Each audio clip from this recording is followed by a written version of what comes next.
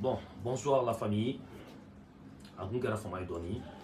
An kun famana ɲɔgɔn ma donc aw kun mago bɛ nouvelle caman na k'o dɔn l'empereur kan. Dieu merci, alhamdoulilah. Donc je vais très bien. Dieu merci. An bɛ ka baaraw kɛ toujours. Mais bi n bɔ kun ye ka timinadiya bɛɛ lajɛlen fo.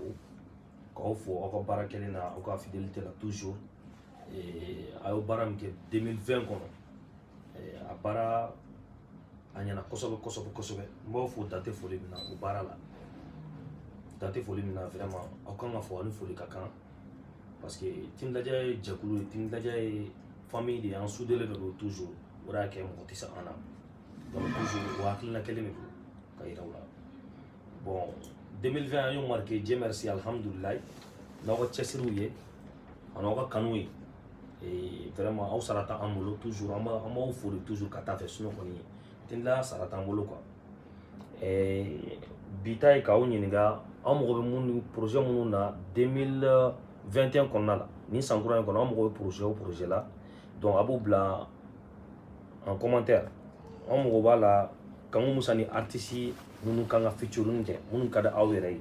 a bɛ se k'u bila en commentaire donc n b'u ye n bɛ hakili jagabɔ a kow kan n'o bɔra yen bientôt an ka nouvelle QG bina dayɛlɛ QG officiel de la team Gladia donc o y'an ka bureau kura ye bureau officiel yɛrɛ mun bientôt an bɛna mun président aw la donc a ɲininen bɛ Gladia bɛɛ lajɛlen fɛ a ɲininen don an ka staff bɛɛ lajɛlen fɛ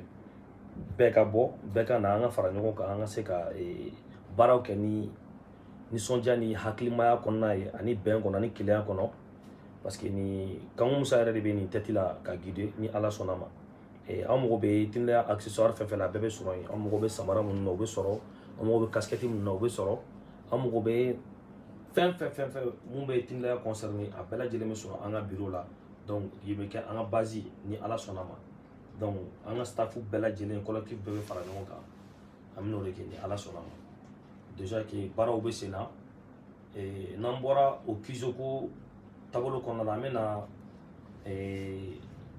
projet kuraw concernant les nouveaux clips caman baden de kɛra caman ba minnu bɛ ka aw kɔnɔ ni Ala sɔnna ma an bɛna clip min bɔ sini n'o ye marchandise donc n'o bɔra une semaine kɔnɔ n'a sera k'o baara layɛlɛ 1 million na an bɛ clip kura wɛrɛ bila semaine min b'o suit ni Ala sɔnna ma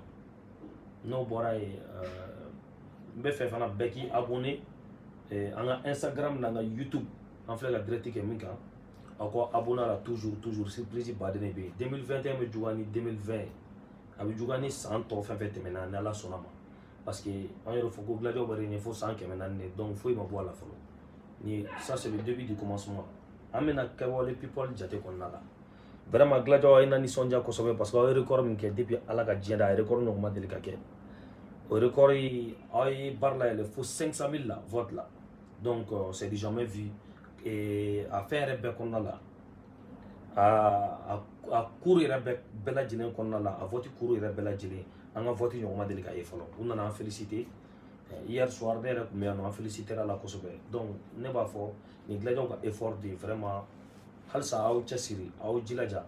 Timinadiya c'est la meilleure team d'Afrique n y'o de fɔ Timinadiya ɲɔgɔn tɛ yen team fɛn fɛn bɔra musicalement diɲɛ kɔnɔ bi bi in na Timinadiya bɛɛ bin Timinadiya b'a bɛɛ lajɛlen sanfɛ donc an ka kunnawolo o de ye an b'an disi gosi n'o de ye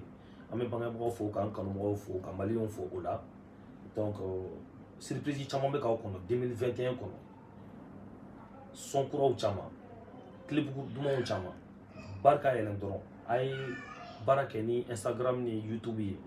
aw ka abonné olu la o ɲininen don aw fɛ donc an ka se ka baara goloba 2021 kɔnɔna la projet baden de bɛ yen bientôt studio label ka se ka Mali rap sécuriser k'a protéger parce que bi bi in na n'i y'a mɛn Mali rap bɛ protéger mɔgɔ min bɛ Mali rap ɲɛma o de bɛ se ka Mali rap sauver o de bɛ se ka Mali rap protéger bi o de bɛ se ka na ni projets ye bɔsira caman bɛ yen ka Mali rap internationaliser faut pas que Mali rap ka dan Mali yɛrɛ kɔnɔna la o de y'a kɛ Kanku Musa bɛ ka bɔ diɲɛ fantan naani ka taga yira ka taa Mali rap lakodɔn k'a yira fan bɛɛ fɛ donc ne tɛ fɛ a ka dan ne kelen ma n dɔgɔnin minnu bɛ ka na nouvelle génération minnu bɛ ka na bientôt label ani studio an ka QG in dabɔlen don baara caman kama an tɛna se k'a bɛɛ fɔ bi donc an bɛna wele bila bɛɛ lajɛlen ma c'est pas parce que i b'a ka protéger o dɔrɔn tɛ i b'a dɔnbaga artistes dɔrɔn tɛ mais Mali rappeur bɛɛ lajɛlen de ko don bientôt i b'a bɛna Mali rap yɛrɛ de dɛmɛ Mali rap yɛrɛ bakuruba parce que ne ka coup de pouce o direct de ka taa chaîne internationaux bɛna o jouer koba wɛrɛw bɛna kɛ concours dumanw bɛna kɛ k'a bila rappeurs ni ɲɔgɔn cɛ fan bɛɛ fɛ yan dɔrɔn tɛ Bamakɔ dɔrɔn viselen tɛ région bɛɛ lajɛlen ani sous-région bɛɛ lajɛlen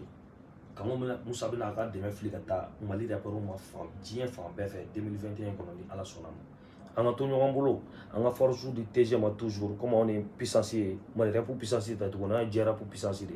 donc Iba Jackson je vous promets du lourd en 2021 inchallah ko kuraw bɛ yen collaboration dumanw a y'a bila en commentaire dɔrɔn a bɛ fɛ Kango Musa ni artiste minnu ka featuring kɛ a bɛ fɛ ko duman fɛn fɛn kan ka kɛ a y'aw hakilina bila ne kɔni ne content don bi bi in na aw ka exploit la parce que Gladjo a ye baara kɛ vraiment ni mɔgɔ ko k'aw ma baara kɛ o tigi ye nkalon tigɛ mais n profite o fɛ ka Lili b'a ka album kura annoncé a bɛ nalen en mois de mai bon ne de bɛ n'o fana pousser ni Ala sɔnna ma ko album di aw ma en mois de mai n'o bɔra yen Damakɔni se prépare il est au studio a bɛ ka baara kɛ Annie Chris d'Abidjan elle est venue aussi pour une collaboration avec TG Kango Musa TG Boss donc a dan de don an bɛ k'o clip fana tourner o fana bɛna d'aw ma sɔɔni n'o bɔra yen on va lancer un gros big up à notre frère qui est au niveau du Cameroun, Blinko Boss, donc a fana bɛ ka baara kɛ TG a fana ka album kura bɛ préparation na n'o bɔra yen Tapsi Samaba bɛ yen olu bɛɛ bɛ préparation na 2021 ka di to Lil One, Modi One, Korola Diva fana bɛ ka na n'a ka ko kuraw ye tuguni ka fara o kan je crois que Kango Musa yɛrɛ fana ka stratégie duman bɛ yen mais an tɛ n'o bɛɛ fɔ an bɛna to ka baro kɛ toujours ka to ka ɲɔgɔn hakilinaw ɲininkali kɛ ka baara kɛ ni faniw yɛrɛ hakilina ye ka baara kɛ n'an ka public hakilina ye pour que an fana bɛ se ka na ni ko minnu ye ko minnu ka di aw yɛrɛ ye an tɛ fɛ ka ko kɛ ko min ka di an yɛrɛ ye ka dan an yɛrɛ ma an bɛ fɛ ka a bɛɛ kɛ an n'aw de ka to ka baro kɛ an ka se k'aw fana hakilina dɔn k'aw hakilina faamuya donc Kango Musa fana bɛ studio la toujours donc trône bɛ yen an bɛ trône sanfɛ toujours Dieu merci an bɛ bɛɛ lajɛlen fo bi sorti tun ye de ka timinadiya QG kura officiel an ka bureau kura a bɛna dayɛlɛ mois de mars kɔnɔ ni Ala sɔnna ma tout est prêt an ka studio an ka labelu an ka accessoires a bɛɛ lajɛlen bientôt an ka marque kura fana bɛna ale officialiser o marque fana tɔgɔ n bɛna bɔ k'o fana d'aw ma ni Ala sɔnna ma TG c'est la loi n b'a fɔ aw ye ko à la prochaine an bɛ ɲɔgɔn bolo a dan don